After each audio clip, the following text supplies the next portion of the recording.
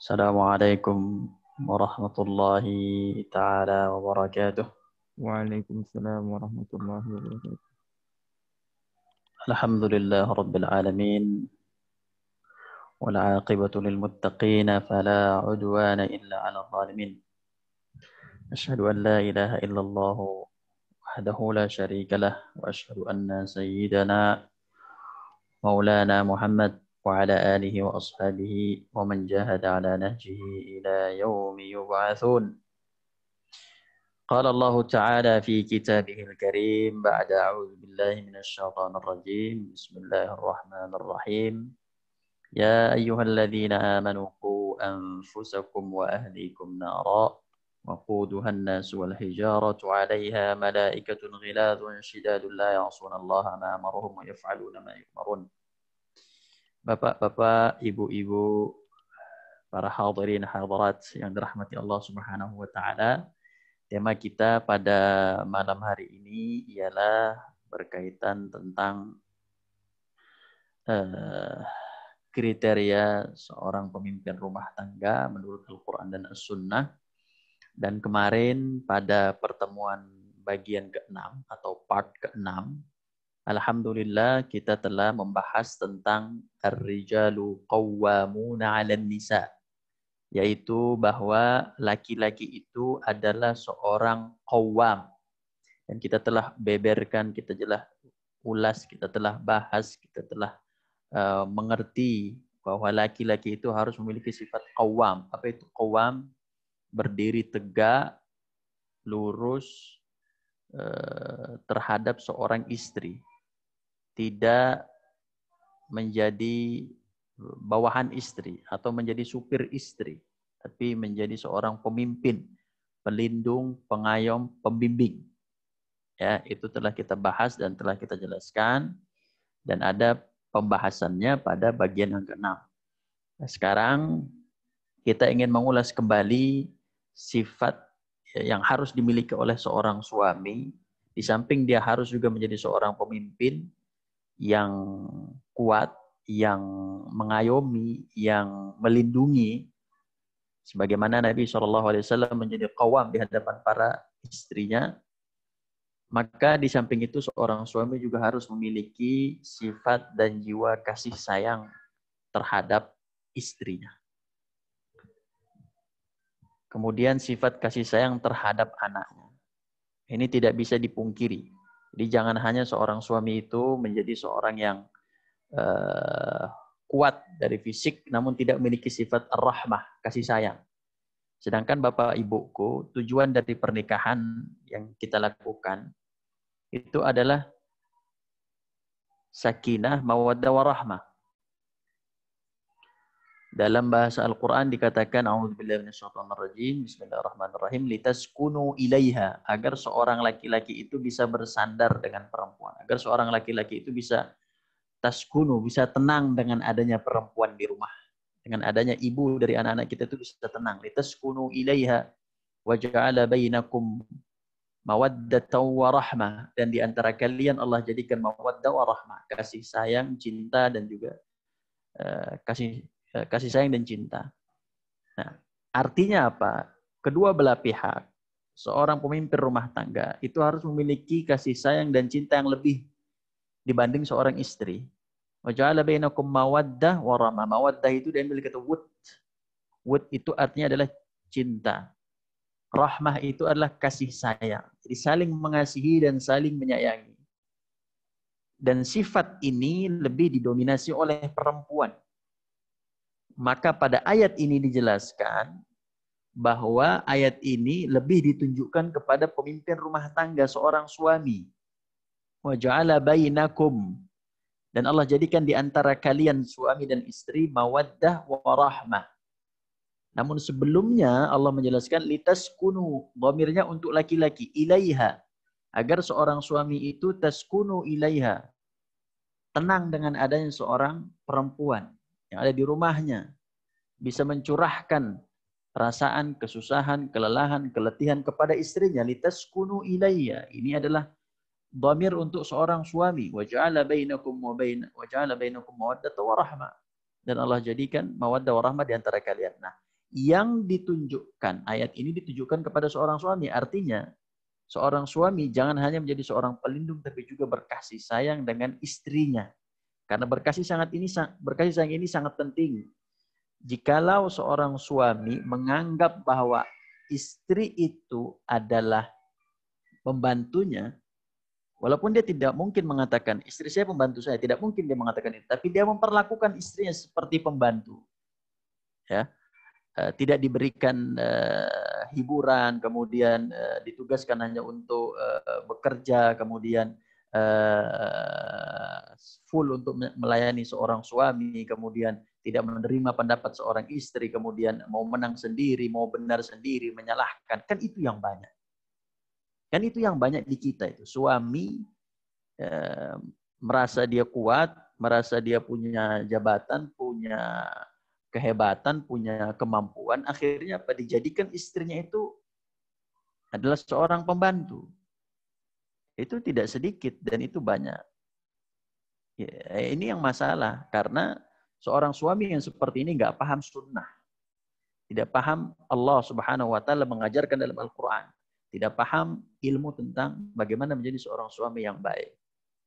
Nanti akan kami jelaskan bagaimana Allah Subhanahu wa taala melalui Qur'annya, melalui Nabi-Nya sallallahu alaihi wasallam itu menumbuhkan rasa kasih sayang di antara para suami dengan istri, dan insya Allah kita akan membahasnya dalam pertemuan ketiga.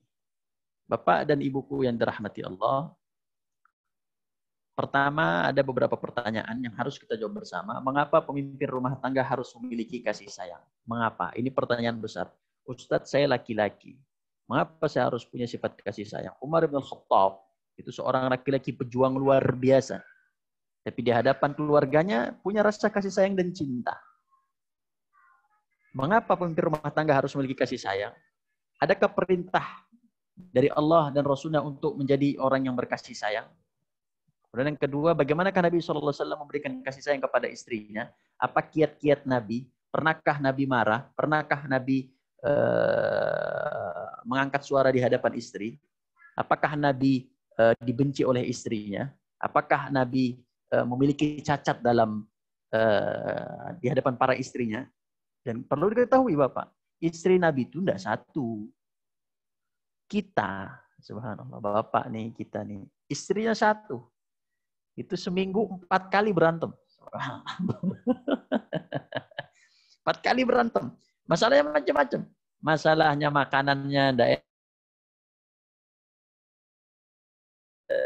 anak yang tidak beres, masalah ekonomi, macam-macam.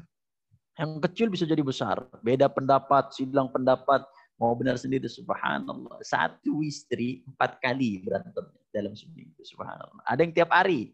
Karena mau menang sendiri, mau pakai caranya sendiri. Sang istri tidak menghormati suami, sang suami tidak menyayangi istrinya, dan seterusnya. Banyak sekali. Sehingga ini yang luar biasa ini, banyaknya perceraian di zaman modern ini. Kenapa banyak perceraian? Karena tidak saling mengerti. Maunya dimengerti, tapi nggak mau mengerti orang lain. Nggak mau mengerti pasangan.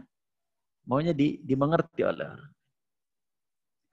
Maka kita perlu tahu bagaimana Nabi SAW itu memberikan kasih sayang kepada istrinya. Kemudian yang ketiga, apa urgensi kasih sayang seorang suami kepada istrinya dan keluarganya? Bismillah.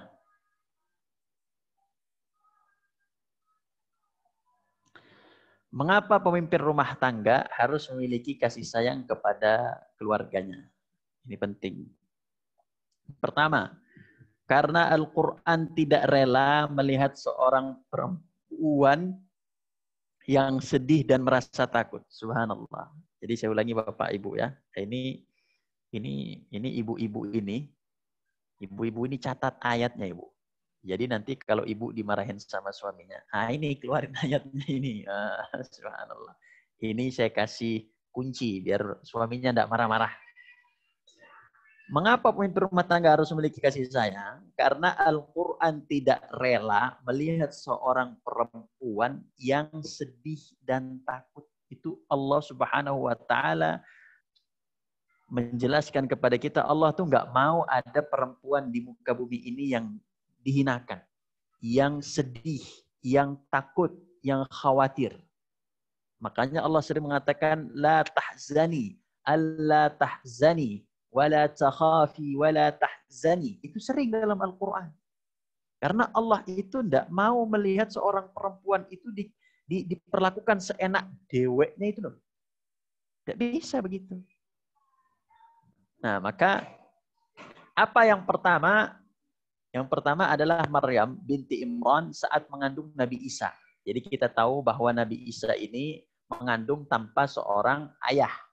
Kemudian Maryam sebagai perempuan suci sedih. Kenapa dia sedih?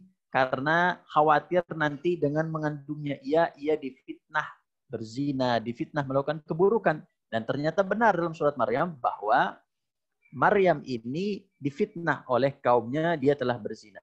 Dalam Al-Quran disebutkan, A'udzubillahi minasyaitonirrajim, bismillahirrahmanirrahim. Ya Maryamu, maaf, A'udzubillahi minasyaitonirrajim, bismillahirrahmanirrahim. Ma kana abuki imra'ata saw'i wa ma kanat ummuki ma kana abuki imra'a saw'i wa ma kanat ummuki baghiya. Wahai Maryam, bapakmu bukan seorang penjahat, ibumu bukan seorang pelacur. Astagfirullah. Kenapa kamu tiba-tiba lahir ini? Nah, maka ketika Maryam sedih, dia dalam keadaan sendiri, kemudian dia dekat dengan pohon nakhlah, pohon kurma, dia menyendiri, kemudian fanadaha min tahtiha alla tahzani qad ja'ala rabbuki tahtaki sariyya. Maka Jibril berseru kepadanya, janganlah engkau bersedih hati wahai Maryam, sesungguhnya Rabbmu telah menjadikan anak sungai ini di bawahmu. Kamu ada apa-apa, ambil air ini. Wahuzzi ilaiki bijiz'in nakhlati tusaqit alaiki rutaban janiyya. Dan goyanglah pangkal pohon kurma ini ke arahmu, niscaya pohon itu akan menggugurkan rutop yang masak kepada. Menggugurkan itu artinya menjatuhkan. Jadi dengan menggoyang. Wahuzzi, goyanglah itu pohon, nanti kamu akan kejatuhan rutop. Walaupun ibu hamil, kita tahu ibu hamil itu mabok, ya, ibu udah paham. Ibu hamil itu tidak punya kekuatan untuk menggoyang, tapi Allah perintahkan goyang saja dikit. Apapun kekuatanmu, goyang saja. Nanti turun di rutop, maka makanan terbaik untuk ibu hamil itu adalah rutop. Rutoban janiyya, rutop yang masak. Itu dalam Al-Quran dijelaskan. Nah, tapi kita tidak ambil itu. Ya, yang kita ambil adalah bahwa Allah Subhanahu Wa Taala tidak ingin Maryam itu sedih. Jangan sedih. Akhirnya Allah mengatakan, menurunkan malaikat Jibril dan mengatakan, wahai Maryam, jangan kamu sedih. Jadi kalau ada suami ibu yang ingin melihat ibu sedih tiap hari, subhanallah, doa biar malaikat Jibril datang. Subhanallah. Kemudian yang berikutnya, mengapa pemimpin rumah tangga harus memiliki kasih sayang? Karena Al-Quran sekali lagi tidak rela melihat seorang perempuan itu sedih dan merasa takut. Ya, contoh yang kedua, ibunda Nabi Musa itu khawatir bayinya dibunuh. Ibu punya anak. Tiba-tiba ada raja yang zalim. Ingin ngambil anak ibu, ingin bunuh. Kira-kira ibu khawatir, sedih, atau senang gembira? Jawabannya sedih dan juga khawatir.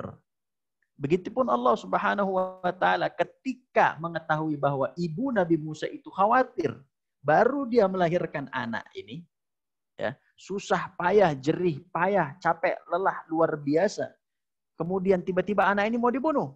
La ilaha illallah. Allah Subhanahu wa Ta'ala berfirman, A'udzu billahi minasyaitonir rajim. Bismillahirrahmanirrahim, dalam surat Qasas. Al-Qasas ayat 7.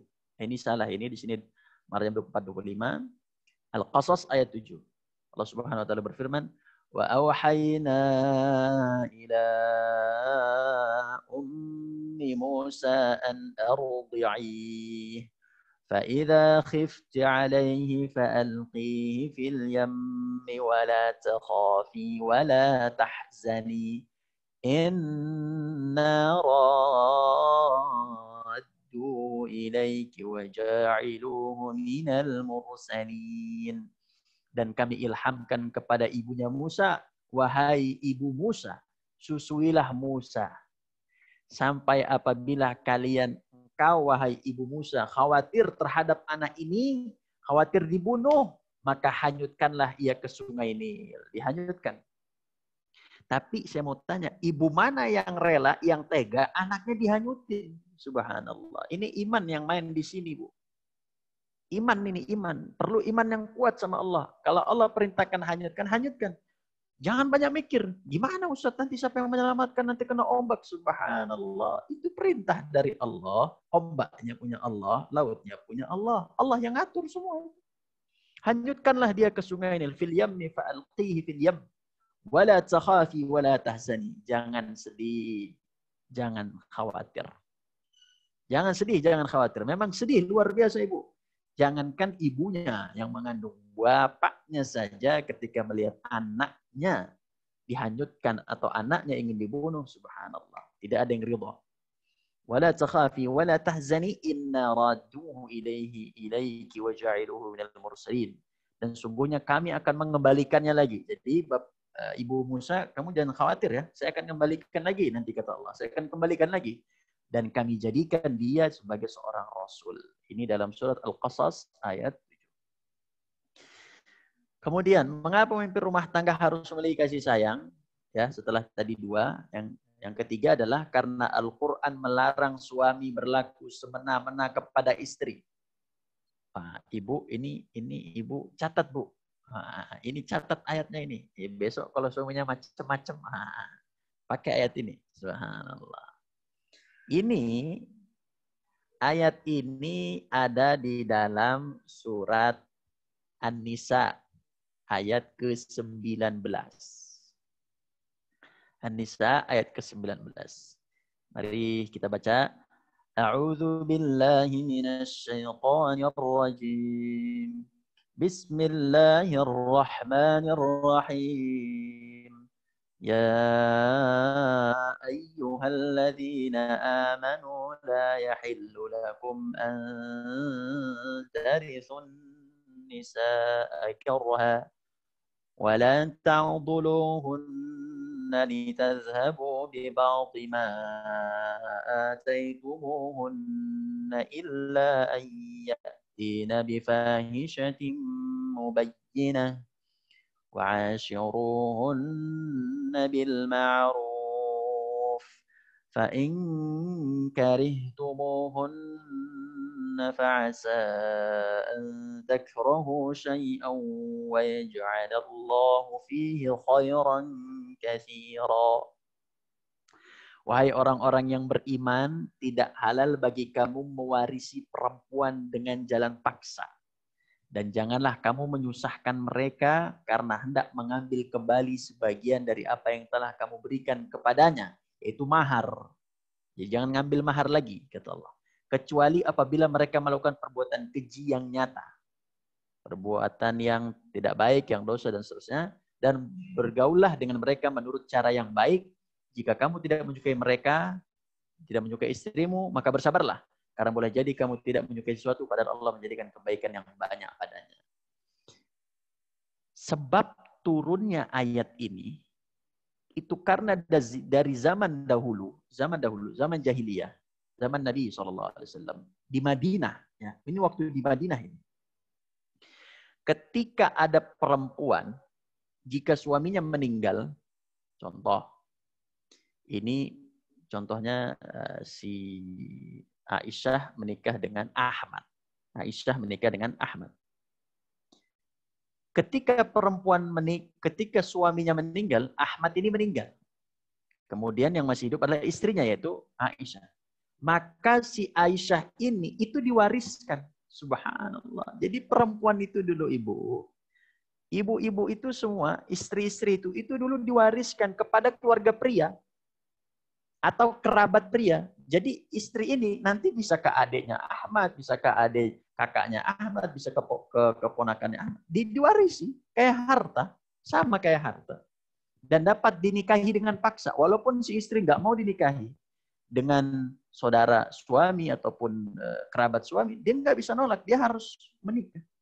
Itulah dulu tuh begitu. Dulu itu perempuan diwarisi sama seperti harta. Subhanallah. Dan dia diperlakukan semena-mena. Maka turunlah Quran, tidak boleh semena-mena. Kemudian yang kedua, istri yang suaminya meninggal, ya, istri yang suaminya meninggal berada dalam genggaman keluarga suami. Jadi kalau saat ini, kalau suaminya meninggal, itu istri bisa pulang ke rumahnya. Tapi zaman dulu, di zaman Nabi, itu di Madinah, itu ketika istrinya meninggal, ketika suaminya meninggal, maka istrinya ini berada di genggaman keluarga suami. Dan seorang keluarganya, nanti seorang keluarga suami, akan melempar baju kepada perempuan tersebut. Lempar baju. Jadi kalau suaminya meninggal, oh ini ada perempuan, sama anak perempuannya, itu misalkan saya lempar baju ke dia. Artinya apa? Saya udah booking dia. Subhanallah. Luar biasa ini. Luar biasa ini. Ini ayat luar biasa. Saya booking itu perempuan. Misalkan saya kakaknya si suami, kakaknya atau adiknya atau kerabatnya siapanya. Saya booking sebagai tanda booking. Jika cantik, maka saya atau siapapun yang melempar itu boleh untuk menikahinya. Dan jika tidak cantik, maka dibiarkan janda sampai mati. Subhanallah. Ini semena-mena. Semena-mena terhadap seorang istri. Tidak boleh. Ya. Akhirnya apa? Dan yang berikutnya, jika si istri ingin bebas, jadi kalau misalkan dilempar baju sudah di booking, ya, kemudian istrinya nggak mau saya mau bebas, nah, dan tidak mau diwarisi, maka ia harus bayar denda. Bayar denda itu ada dalam ayat ini. Wala ta'dhuluhunna litadhhabu bi ba'di ma ataitumuhun. Bayar denda dari mas kawin yang pernah diberikan suaminya dulu. Subhanallah. Jadi ayat ini luar biasa. Pertama, perempuan itu diwarisi. Kemudian kedua, perempuan itu diboking. Berhak untuk dinikahi atau tidak dinikahi. Bahkan diperlakukan kasar semena-mena. Kemudian kalau mau bebas harus bayar denda. Ini saya ambil dari tafsir Ibnu Katsir. Surat An-Nisa ayat 19. Subhanallah. Maka ibu perempuan, seluruh perempuan saat ini itu sujud syukur, terima kasih sama Allah ini. Sudah diangkat derajatnya ini. Sudah tidak ada lagi begini, sudah dihapus oleh Quran. Tidak ada lagi perberlakuan jual beli anak perempuan, tidak ada lagi. Sudah diangkat derajatnya. Bahkan ketika ditanya siapa orang yang harus aku hormati ya Rasulullah, ummuka, siapa lagi ummuka, siapa lagi ummuka, baru abuka. 3:1. Subhanallah. Maka ibu-ibu ini ya, bersyukur kepada Allah. Cara syukurnya dengan meningkatkan ketakwaan. Andaikan masih zaman dahulu mungkin perempuan sudah tidak ada harganya. Gitu. Dan ayat ini Allah ingin turunkan kepada laki-laki di Madinah agar tidak berbuat semena-mena kepada istri. Jadi kita sebagai seorang ayah, sebagai seorang suami yang punya kekuatan fisik, itu bukan berarti kekuatan itu untuk menindas seorang istri, berlaku kasar, tidak mau tidak sopan dengan istrinya, tidak menghargai, melakukan kekuatan dan seterusnya, maka tidak boleh semena-mena terhadap istri. Tidak boleh. Karena Rasulullah SAW tidak mencontohkan itu. Nanti kita lihat bagaimana Rasulullah SAW ketika terjadi ada masalah dalam keluarganya, Rasulullah SAW mengimbanginya dengan kesabaran. Dengan kesabaran. Kemudian, mengapa pemimpin rumah tangga harus berkasih sayang kepada keluarganya dan istrinya? Karena perempuan itu tidak bisa dikeraskan. Nggak bisa dia dikeraskan itu. Nggak bisa. Karena perempuan itu lebih ke perasaan. Rasulullah SAW bersabda, Istausu bin nisa'i khaira. Pergaulilah kaum wanita dengan baik. Nah, ini ibu catat ini Bu, ini foto ini. Nanti kasih ke suaminya. Ini suamiku ini. Tidak boleh kasar sama istrinya. Subhanallah. Istausu bin nisa'i khaira. Pergaulilah kaum wanita dengan baik. Fa innahunna khuliqna min dhila'in wa inna a'waj syai'in fil dhila' a'lah. Dan sesuatu yang karena mereka itu, pergaulilah wanita dengan baik karena mereka itu diciptakan dari tulang rusuk. Tulang rusuk. Ini tulang rusuk nih, Bu. Jadi yang dada ini ya isinya jantung, paru-paru, ini depan belakang ini tulang rusuk. Ya. Wa inna a'waj syai'in fid dhila' a'lah. dan tulang rusuk yang paling bengkok itu paling atas. Nah ini paling bengkok ini. Maka kata Rasul, fa'in dhahabta tuqimuhu kasartahu. Apabila kamu meluruskannya dengan seketika, ya, meluruskan tulang rusuk ini dengan seketika, kasartahu, maka kamu akan mematahkannya. Wa in taraktahu, dan apabila kamu mendiamkan tulang rusuk itu, ya, taraktahu lam yazal a'waja, maka ia akan dalam keadaan bengkok terus. Fastausu bin nisa'il khayra. Karena itu pergaulilah wanita dengan penuh kebijaksanaan. Artinya apa? Perempuan itu dalam hadis ini Rasul ingin mengatakan bahwa perempuan itu punya sifat yang perlu diluruskan. Itu perempuan.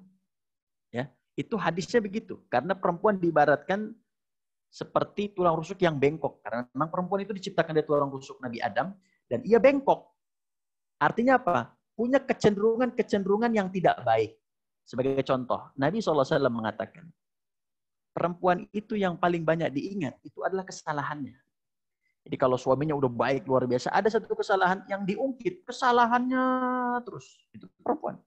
Nah, maka perempuan ini, sebagai seorang suami, ini harus tahu bagaimana perempuan itu punya sifat yang buruk dalam dirinya. Itu nggak bisa dipungkiri. Pertama, perempuan dengan perasaan, bukan dengan akal. Itu telah kita bahas sebelumnya. Kemudian perempuan itu punya rasa cemburu yang sangat tinggi, luar biasa. Kalau cemburunya sudah naik, ya, maka perkataannya udah nggak terkontrol. Itu perempuan. Ya. Dan perempuan itu banyak sifat-sifat perempuan itu yang memang harus diluruskan. Ya. Maka seorang suami tidak bisa meluruskannya. Fa'in dhahabta tuqimuhu kasartah. Maka tidak bisa langsung meluruskan seperti itu. Tidak bisa dengan kamu harus A, B, C, dan D. Tidak bisa. Nanti akan mematahkan. Maksud makna mematahkan di sini adalah nanti bisa menjadikan seorang istri itu bukannya baik, malah menjadi tidak baik. Gitu. Wa in taraktahu, dan apabila kamu mendiamkannya, artinya tidak dididik, tidak diarahkan, tidak dibimbing, maka sang istri itu tetap dalam keadaan bengkok. Ya, artinya tidak berubah akhlaknya. Maka seorang suami ketika pertama kali menikah, nah ini yang mau menikah ini pegang ubun-ubun istrinya. Pegang ubun-ubun istrinya, kemudian berdoa, Allahumma inni as'aluka khairaha wa khaira ma fiha wa a'udzubika min syarriha wa syarri ma fiha. Ya Allah, aku berharap kebaikan pada dirinya. As'aluka khairaha, kebaikan pada dirinya, wa khaira ma fiha, dan apa-apa yang ada kebaikan pada dirinya. Wa na'udzubika min syarriha, dan aku berlindung dari keburukannya, wa syarri ma fiha, dan keburukan yang ada pada dirinya dan sifat-sifatnya. Ya, maka itu harus. Ada yang perempuan sifatnya keras kepala, ada yang perempuan susah dinasihati, ada yang perempuan mau menang sendiri, ada yang perempuan macam-macam, subhanallah. Maka saya pun demikian, ketika istri kita itu sudah mulai macam-macam dan seterusnya, maka suami pegang itu palanya, doakan, pegang palanya, pegang ubun, doakan, gitu. Ya Allah, saya berharap, kalau nggak bisa bahasa Arabnya, pakai bahasa Indonesia saja. Ya Allah, saya berharap kebaikannya dan saya berlindung dari keburukan-keburukannya. Diulangi terus itu.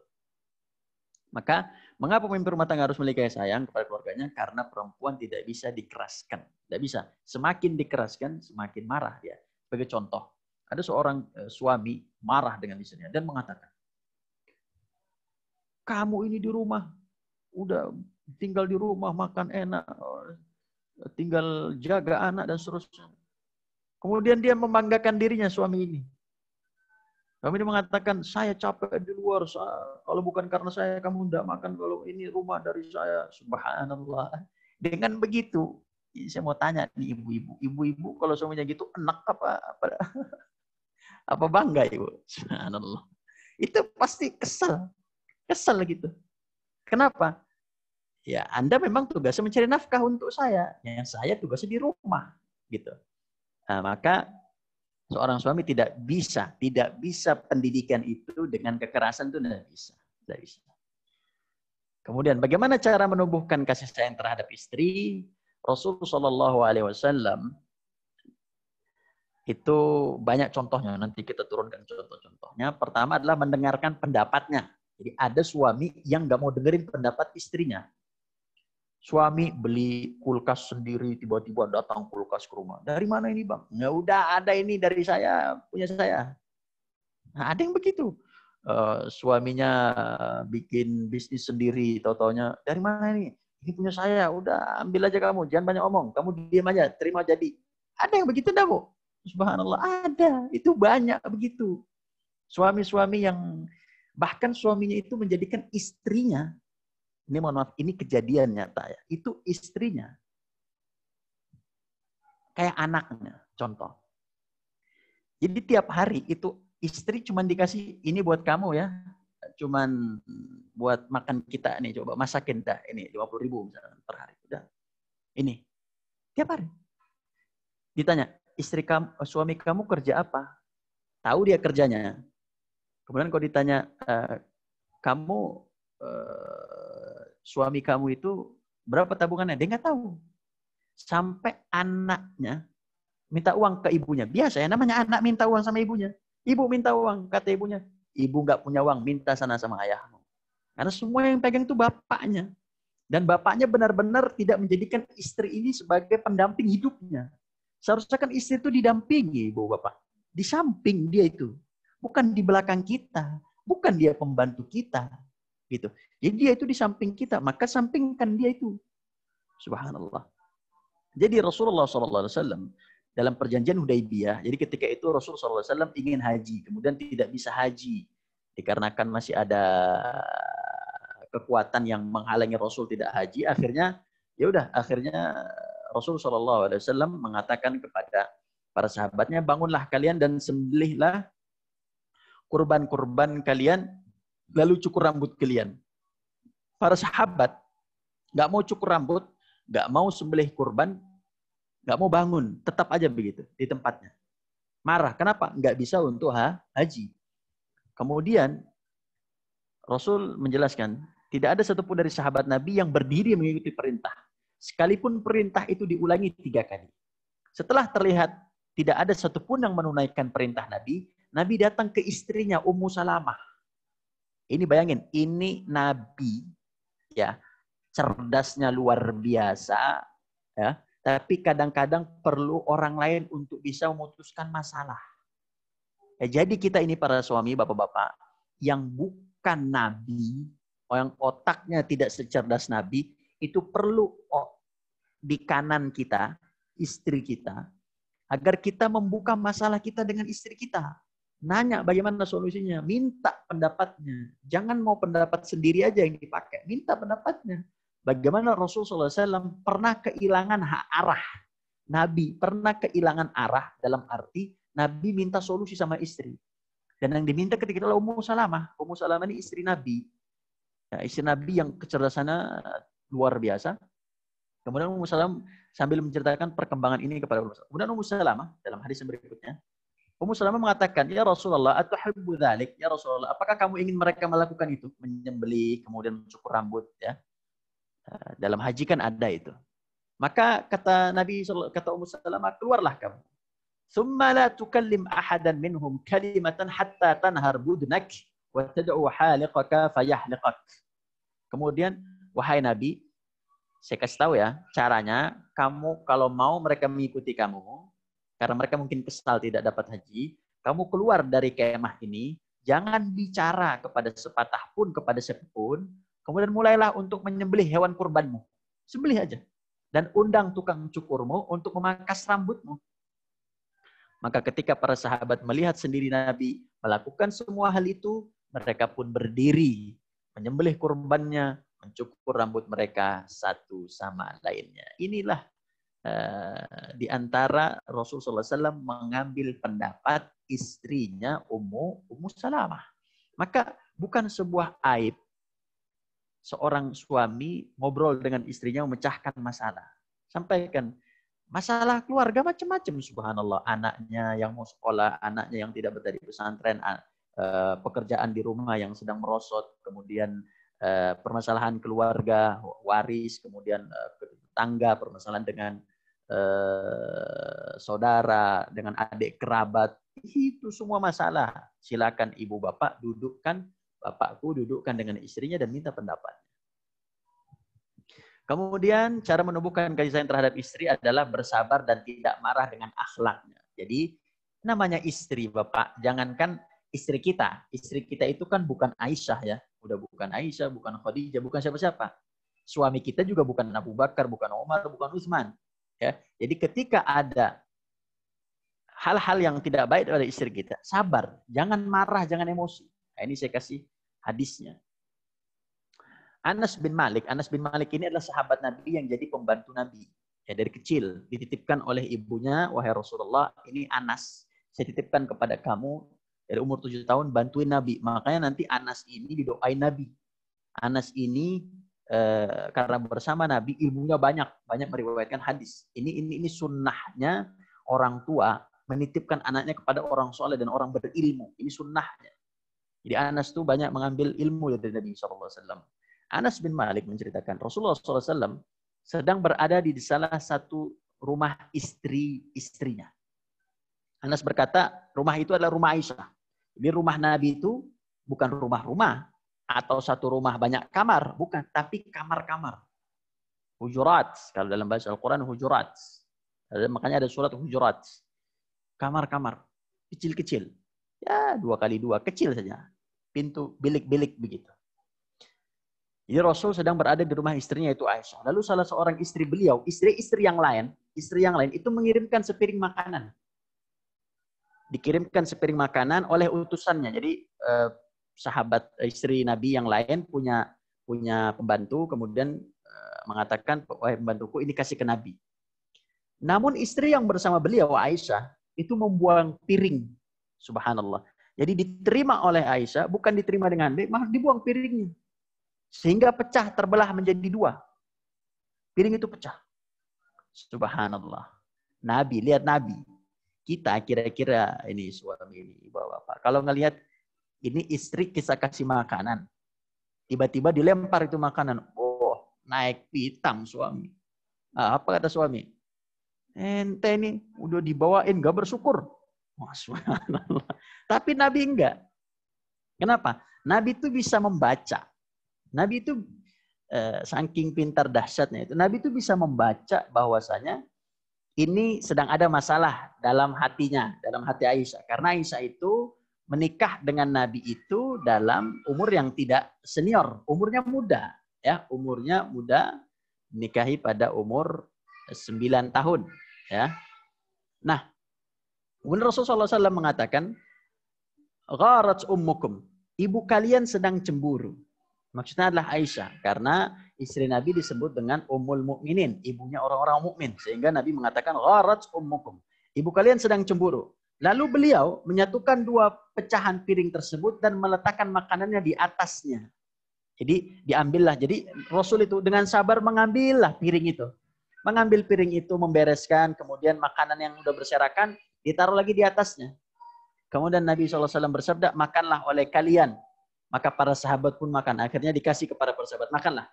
Jadi makanan yang jatuh itu bisa dimakan ibu bapak. Jadi tidak langsung dibuang. Kemudian lalu diberikan kepada, sementara beliau tetap memegang piring yang pecah tersebut hingga mereka selesai makan. Jadi setelah makan, Rasul tetap memegangnya. Lalu diberikan kepada Rasul piring yang lain yang baru. Lalu beliau pun meninggalkan yang pecah tadi. Jadi Rasul diberikan piring yang baru. Rasulullah menyebut perbuatan Aisyah tersebut sebagai bentuk cemburu. Lalu setelah itu, lalu beliau berdiri dan menyatukan piring yang terbelah tadi. Jadi 2 dan meletakkan makanan yang tercecer di atas piring. Jadi meletakkan makanan yang tercecer di atas piring, kemudian mengajak para sahabat untuk memakannya. Setelah itu Rasulullah SAW mengirimkan piring milik Aisyah. Jadi kan tadi Aisyah memecahkan piring, akhirnya Rasul mengambil piring dari tempat Aisyah untuk diberikan kepada istri yang tadi yang mengirimkan makanan melalui pembantunya sebagai ganti atas piring yang dipecahkan oleh Aisyah. Lihat bagaimana Nabi mengajarkan istrinya tanggung jawab. Walaupun dia sedang marah. Dia memang kadang-kadang ibu-ibu ini kalau marah itu sering mecahin. Ternyata dari dulu begitu. Subhanallah. Kalau ibu-ibu sering mecahin piring, lagi marah, apapun masalahnya, entah anak, entah suami, macam-macam. Lempar sana, lempar sini. Itu memang begitu. Itu dari zaman Rasul pun ada. Gitu. Itu istri Nabi SAW, Aisyah.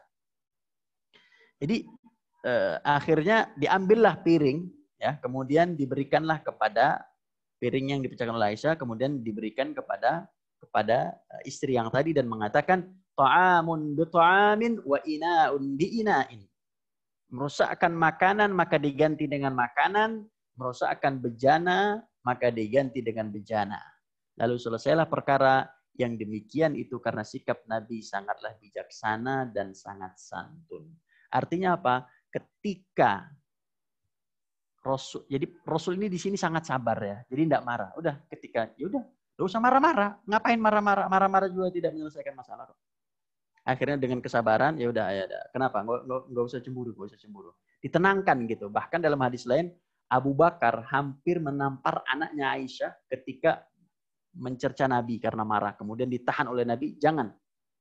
Dan Nabi paham ketika itu karena Aisyah cemburu. Karena Aisyah ini menikah, yang lain itu umurnya senior. Tapi beliau ini umurnya sangat junior ya, umur 9. Dan Nabi menikah dengan Nabi tidak lama. Jadi sebelum umur 20, Nabi udah meninggal. Gitu. Jadi sebelum umur 20, Aisyah sebelum umur 20, itu Nabi sudah meninggal. Artinya memang umurnya masih umur-umur anak SMP dan SMA.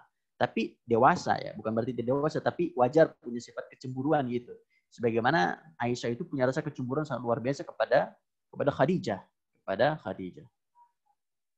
Dan Rasul sangat bijaksana, tenang saja dalam menyikapinya, tidak marah, kemudian menggantinya dan mengajar kepada Aisyah untuk mengganti sebagaimana Rasul mengambil piring Aisyah. Ta'amun bi ta'amin, ina'un bi ina'in. Nah, ini Bapak, ini cara untuk kalau mau poligami begini caranya. Subhanallah. Sabarnya berlipat. Nah, subhanallah. Ini saya nggak ngajarin poligami ya, ini saya hanya menyampaikan. Berikutnya, bagaimana cara untuk menumbuhkan kaisahan terhadap istri, yaitu mengantar istri pulang. Ada hadis riwayat Bukhari Muslim. Dalam riwayat diceritakan Nabi SAW berada di masjid. Kemudian di samping beliau itu istri-istri beliau. Kemudian mereka itu istri-istri beliau akhirnya pulang.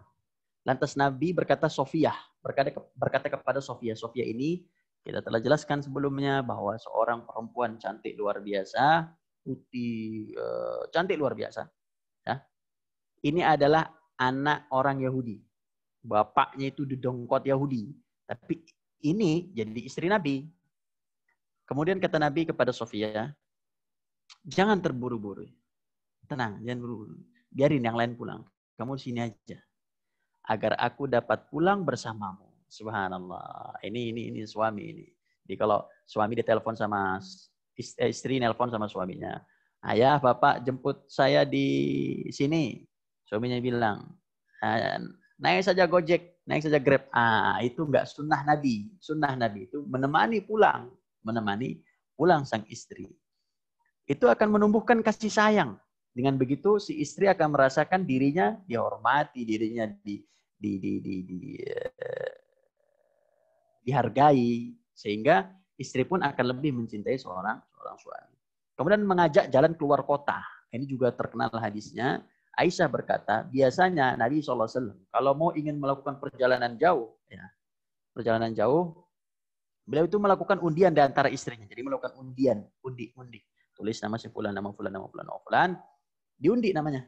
Barang siapa yang keluar nama atau nomornya, maka dialah yang ikut bersama Nabi SAW. Nah, ini trik-trik untuk mengajak anak. Kalau anak kita lebih dari satu. Kalau istri kita kan ini bapak nggak mungkin. Istrinya lebih dari satu kan. Kalau mungkin ya pakai trik ini. Tapi kalau nggak mungkin ya satu aja. Tapi ini adalah trik untuk kalau kita mau ngajak keluar, tiba-tiba anak kita ada 4, tapi yang cukup cuma 2. Itu pakai undian. Itu sunnah Nabi Sallallahu Alaihi Wasallam. Kemudian bagaimana cara menumbuhkan kasih sayang terhadap istri? Menghibur diri bersama istri di luar rumah. Menghibur diri bersama istri di luar rumah. Dari Aisyah radhiallahu anha, dia berkata pada suatu hari raya orang berkulit hitam mempertontonkan permainan perisai dan lembing. Ya. Perisai dan lembing.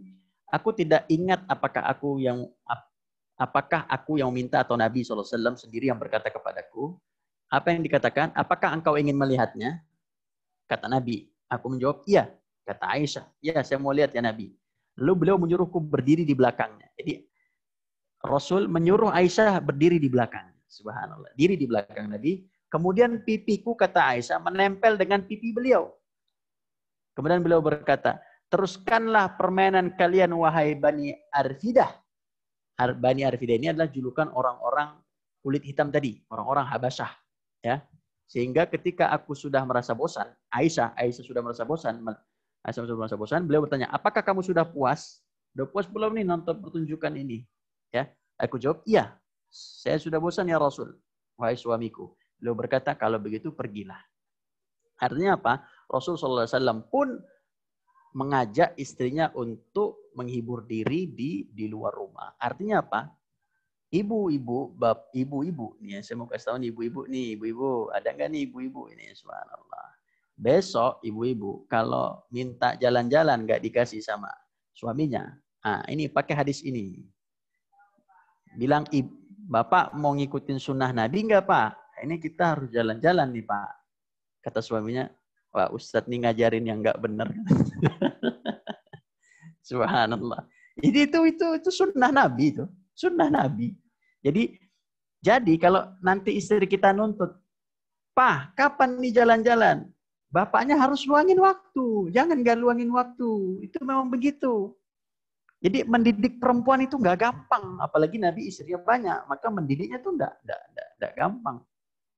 Dan itu hal yang biasa, menghibur diri bersama Nabi di luar rumah. Kemudian membantu istri di rumah. Ini juga mendatangkan sifat kasih sayang. Ya. Ummul Mukminin Aisyah pernah ditanya, apa yang dilakukan Nabi SAW di rumahnya? Kemudian Aisyah menjawab, beliau ikut membantu melaksanakan pekerjaan keluarganya. Jadi beliau sering membantu pekerjaan keluarganya. Kemudian cara menumbuhkan kasih sayang terhadap istri, memanggil istri dengan panggilan khusus. Aisyah menuturkan, pada suatu hari Rasulullah SAW berkata kepadanya, wahai Aisyah, panggilan kesayangan Aisyah. Malaikat Jibril tadi menyampaikan salam buatmu. Subhanallah. Jadi Nabi itu punya panggilan khusus kepada para istri-istri Nabi. Ya. Di antaranya Aisyah itu di panggilan kesayangan Nabi itu adalah Umairah. Umairah artinya adalah kemerah-merahan karena wajah Aisyah itu kemerah-merahan. Makanya cantik luar biasa. Aisyah itu cantik. Makanya Nabi itu sangat cinta kepada Aisyah karena Aisyah adalah seorang perawan gadis dan beliau adalah keturunan Abu Bakar, ya. Dan beliau Aisyah ini adalah cantik. Jadi sering bersama Nabi SAW. Nah, ibu bapak ini harus punya panggilan khusus, ya. Panggilan khusus ini sunnah Nabi. Panggilan khusus ketika tidak ada anak. Kalau ada anak ya panggillah ayah, panggillah ibu untuk membahasakan anak. Tapi ketika sedang berdua dalam hiburan dan lain-lain, maka dipersilahkan dan tidak menjadi masalah. Jadi setelah ini mudah-mudahan setelah ini tidak ada lagi wali santri, jamaah yang keluarganya berantem. Enggak ada lagi. Ya nanti kalau mau berantem, Bapak ingat nggak kemarin kajiannya itu? Nanti ibunya juga bilang, Ibu ingat nggak kajian kemarin itu? Jadi jangan ada yang berantem lagi. Setelah ini saya harapkan nanti setelah ini Bapak mau ibu-ibu minta maaf. Tolong minta maaf. Suami minta maaf pada istrinya, ciumlah kening istrinya tuh. Istrinya tidak pernah dicium keningnya. Suami istri juga mohon maaf kepada suaminya. Mohon maaf kepada suaminya atas perlakuan selama ini dan mohon ridho juga cium tangannya. Ini agar tidak menimbulkan kasih sayang terhadap suami istri. Kemudian makan dan minum dalam satu tempat. Aisyah itu berkata, suatu ketika aku minum dan aku sedang haid, lantas aku memberikan gelas kepada Rasulullah SAW dan beliau meminumnya dari mulut gelas tempat aku minum. Jadi kalau ini gelas, di sini minum Aisyah, maka Rasul mengambil dan minum di sini. Dalam kesempatan lain, aku memakan sepotong daging, lalu beliau mengambil potongan daging itu dan memakannya di tempat aku makan. Subhanallah, ini suami yang luar biasa, idaman seorang istri. Jadi memiliki romantisme. Jadi kalau makan bersama dalam satu tempat, itu suami istri biasa. Yang nggak biasa itu adalah bapak ibu sebelum nikah romantis, habis nikah nggak romantis. Ah, ini masalah. Ini setan yang masuk di situ. Dulu satu tempat makan, sekarang satu tempat makan aja nggak mau suaminya atau nggak mau istrinya. Itu bukan bagian dari sunnah Nabi. Kemudian, apa pentingnya berkasih sayang dengan istri? Pertama, pentingnya berkasih sayang dengan istri adalah itu adalah sunnah Nabi. Mengikuti sunnah Nabi, pahalanya besar. Memang Nabi yang kita ikuti. Kemudian yang kedua, cara efektif untuk mendidik seorang istri dan keluarga dengan kasih sayang. Bukan dengan bentakan, bukan dengan kekerasan, bukan dengan mau menang sendiri, bukan dengan mengangkat suara, bukan. Tapi dengan mendidik istri itu dengan kasih sayang. Jangan marah, jangan cepat emosi, sabar seperti Nabi sabar. Kemudian yang ketiga, lebih terhormat dan didengar nasihatnya. Karena kalau kita udah marah, kamu ini kenapa marah? Besok-besok begini, istri nggak mau dengerin. Kenapa? Karena nasihatnya dengan marah-marah. Gitu. Dan keempat, agar menjadi suami yang mulia. Jadi suami yang mulia itu adalah suami-suami yang menghormati, menghargai, memuliakan istrinya. Kemudian yang kelima, menjadi tauladan bagi istri dan keluarga. Wahai para suami, Allah saja tidak rela melihat seorang istri yang bersedih, apalagi kita. Tegakah kita melihat istri kita sedih? Tolong ini dikecilin. Kemudian hadis Nabi SAW, Inna min akmalil mu'minina imanan ahsanuhum khuluqa wa alqafuhum bi ahlihi. Orang mukmin yang paling sempurna imannya adalah yang terbaik budi pekertinya dan yang paling sayang kepada keluarganya atau istrinya. Jadi yang orang mukmin yang sempurna imannya, akhlaknya baik dan paling sayang sama istrinya. Kemudian yang hadis berikutnya, ittaqullaha fin nisa, bertakwalah kamu kepada Allah dalam hubungan istrimu. Fa innakum akhadtumuhunna bi amanatillah, karena kamu wahai para suami, ini hadis luar biasa, wahai para suami, karena kamu telah mengambilnya sebagai istri atas dasar kepercayaan Allah kepadamu. Dengan amanah Allah. Kita, wahai para suami, telah mengambil istri kita itu dengan amanah Allah. Dengan Quran itu. Dengan akad, saya terima nikahnya itu. Wastahlaltum furujahunna bikalimatillah. Dan kalian dihalalkan, dan kalian menghalalkan istri-istri kalian itu dengan kalimat-kalimat Allah. Lupakah, wahai para suami, saat kita mengatakan, saat kita bersyahadat asyhadu an la ilaha illallah, memegang tangan orang tua dari sang perempuan, asyhadu an la ilaha illallah wa asyhadu anna muhammadar rasulullah, saya terima nikah dan kawinnya fulanah binti fulan dengan mas kawin dibayar tunai, subhanallah. Wastahlaltum furujahunna bikalimatillah, kalian menghalalkan berhubungan intim dengan istri kalian dengan kalimat-kalimat Allah. Maka tolong seorang suami, ingatlah bagaimana kalian mengambil istri-istri kalian dan bagaimana kalian menghalalkan istri kalian itu dengan amanah Allah dan juga dengan kalimat-kalimat Allah Subhanahu wa ta'ala. Semoga kita bisa mengambil faidah dan bisa berkasih sayang dengan istri kita, sehingga istri kita mudah untuk diarahkan dan mudah untuk dinasihati. Dan bagi seorang istri, untuk bisa memperbaiki apa menjadi kurang, bagi seorang suami untuk lebih bersabar, untuk bisa lebih menjadikan tauladan baik bagi keluarga. Semoga Allah Subhanahu wa taala memberkahi kita semua dan keluarga kita semua. Wal afu minkum wallahu taala alam bisawab. Aqulu qawli hadza wa astaghfirullah li wa lakum. Wassalamualaikum warahmatullahi wabarakatuh. Waalaikumsalam.